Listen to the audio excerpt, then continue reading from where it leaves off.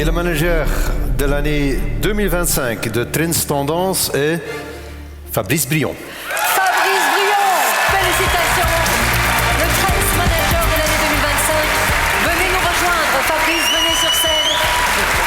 Récupérez le trophée décerné par notre Premier ministre. Félicitations. Fabrice, il y a 5 ans, tu as reçu le prix de l'entreprise de l'année. C'est un magnifique titre, moins bien que le manager de l'année évidemment, mais un très beau titre. Fin décembre de cette année, tu as fait une levée de fonds qui valorise ta société 1 milliard d'euros, ce qui fait que tu deviens la 2e licorne en Wallonie après un autre ancien manager de l'année, le patron d'Odoo. Puis là, tu as le Graal, hein, tu es manager de l'année et j'ai cru comprendre quand même, c'est pas un secret, qu'en 2026-2027, tu voudrais entrer en bourse. Alors, je regarde le Premier ministre, je pense que le bonheur n'est pas encore taxé en Belgique, sinon il serait à la tranche supérieure, je pense. Là, effectivement. Alors, quelle est ta réaction ce sont que des bonnes nouvelles pour le moment pour toi? Oui, ça serait peut-être une bonne idée, mais je pense que tu sais qu'il y a beaucoup de travail derrière tout ça et que comme le travail n'est pas très taxé en Belgique, on pourrait taxer le bonheur pour compenser ce déficit pour l'État. Mais un peu plus sérieusement, on a la chance quand même d'être champion du monde dans au moins une discipline, c'est-à-dire le taux de taxation moyen. On se bat avec les Français pour être les numéro 1 au monde. Ça ne me gêne pas de payer des impôts, mais je pense que pour ces impôts, on devrait également avoir des services qui sont au même niveau, ce qui n'est malheureusement n'est pas numéro 1 partout pour le moment. Alors Fabrice, pourquoi toi? Pourquoi pas les 4 autres qui n'ont pas démérité, qui sont aussi exceptionnels, on l'a dit tout à l'heure. Alors pour comprendre le choix du jury, on va écouter la présidente du jury, Pascale Delcominette. Cette année, ce concours nous a démontré une fois de plus qu'il n'y avait pas un seul modèle de manager. Nous avons rencontré 5 finalistes exceptionnels au profil radicalement différent. Merci et félicitations à tous les 5 pour leur superbe parcours et leur engagement. Si nous avons choisi Fabrice Brion comme manager de l'année, c'est parce qu'il incarne le manager moderne. Un leader qui donne à son organisation des racines solides et des ailes pour grandir, ancré localement, ambitieux globalement. Une croissance spectaculaire de 0 à 1000 personnes, 300% de croissance en 5 ans, 100 millions de chiffre d'affaires, 8 acquisitions en quelques années. Fabrice Brion a compris une chose essentielle, la croissance de l'entreprise n'a de sens que si les équipes grandissent avec elle. Face à cette croissance spectaculaire, son réflexe n'a jamais été le contrôle, mais la confiance et la responsabilisation. Résultat, des équipes qui montent en compétences, un turnover inférieur à 2% et une stabilité exceptionnelle. Et la stabilité, ce n'est pas un hasard, c'est le résultat d'un management exigeant mais profondément humain, un management structuré mais agile. Aujourd'hui, iCare combine agilité, robustesse, croissance, innovation et durabilité. Ce sont les résultats. Mais derrière ces résultats, il y a une réalité simple, un management qui garde un cap clair, qui donne du sens et qui mobilise les talents. C'est pour ce leadership qui fait grandir l'entreprise et ceux qui la portent que le jury l'a choisi. Parfait. Merci Pascal qui est là aussi en salle. Voilà.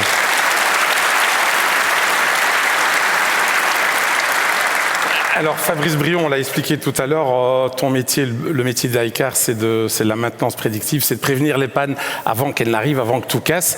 C'est le rêve, je crois, de toutes les personnes qui sont ici, c'est d'anticiper les crises. Je voulais savoir si tu appliques aussi cette maintenance prédictive aussi à ton management. Est-ce que tu as un secret à partager avec la salle pour prévoir quand un de tes employés cadre un burn-out, démissionne ou si un département qui est en surchauffe? Plus on sait ce qu'on a besoin pour pouvoir prédire les casses des machines, et plus on sait que l'humain est imprévisible. Et donc, c'est très difficile de faire, voire impossible, de faire de la maintenance prédictive sur les équipes. Et donc, il faut les mettre dans les meilleures conditions de travail possibles. Et les meilleures conditions de travail, je pense que c'est d'abord de leur permettre d'avoir un but. Nous, notre but, c'est de changer la manière dont le monde fonctionne, changing the way the world perform, en rendant des industries plus sûres, plus durables, plus performantes. Donc ça, c'est une première chose. Et tu parlais de bonheur pour la première question. Ça peut paraître bateau, mais je pense que le bonheur au travail est essentiel et que c'est quelque chose qui permet de lutter contre 2 problèmes auxquels notre Premier ministre doit faire face, qui sont les malades de longue durée et qui sont l'âge de la pension. Alors, on parle beaucoup de l'intelligence artificielle. D'ailleurs, ce sera une des thématiques de la Trend Summer University en juin prochain. Et certains ont peur, évidemment, pour leur emploi. Toi, tes algorithmes sont plus doués que n'importe quel être humain. Tu es dans l'IA depuis des années. Et la question que j'ai envie de te poser, non pas que je suis contre, mais tu as plus de 1000 personnes et tu continues à engager massivement. J'ai envie de dire comment ça se fait, pourquoi, c'est assez étonnant. Je voyais encore une déclaration assez récente du patron de Shopify qui disait à ses troupes en disant « N'engagez personne avant de vérifier que l'IA ne peut pas faire ce job à sa place ». Mais il y a deux choses. Il y a le patron de Shopify, il y a Sundar Pichai aussi, qui est le CEO de Google, qui disait un jour qu'on lui demande toujours s'il a des backup plans en cas d'arrêt de ses serveurs, et bien sûr qu'il en a. Par contre, il disait lui-même que si 20% de ses meilleurs ingénieurs quittaient l'entreprise, Google n'existait plus. Et donc, on ne se rend pas compte, mais dans la tech plus qu'ailleurs, le talent humain est primordial, parce que ces technologies, ces software, nos capteurs, derrière ça, l'intelligence artificielle, mais tout ça doit être programmé, tout ça doit être pensé, et donc il y a encore des secteurs, même dans la tech, même dans les AI, où on crée de l'emploi. Alors, on est ce soir évidemment dans une cérémonie où, on met en avant le succès, évidemment. Vous êtes derrière un podium, tu as reçu un trophée, c'est magnifique. On sait très bien que la vie d'un entrepreneur comme toi et comme ceux qui sont dans la salle, c'est pas toujours très simple. Il y a des moments de lassitude, des moments où on se dit qu'on va abandonner. Est-ce que tu pourrais plonger dans ta mémoire et penser à un moment donné où quelqu'un t'a dit non, a refusé, un client, un banquier, un investisseur, et où tu te dis après coup, mais il m'a rendu service? Je pense que c'est le nom fondateur de iCare, parce que moi j'ai réalisé mon mémoire de fin d'études d'ingénieur sur le sujet de la maintenance prédictive industrielle et de l'AI appliquée à la maintenance prédictive industrielle, et je travaillais pour une société qui a été rachetée 2 ans plus tard par une grande boîte américaine, et au bout de quelques années j'ai demandé à mon N+X si mon mémoire l'intéressait toujours, et il a dit que c'était totalement inutile et que ça ne marcherait jamais. Donc c'est ça qui m'a fait quitter l'entreprise et me lancer dans le défi d'iCare. Alors, on l'a dit tout à l'heure, ton entreprise est présente dans 55 pays à l'étranger. Tu cartonnes plutôt à l'export. Je regarde aussi Pascal Delcominette, je pense que la UX a joué aussi son rôle là-dedans.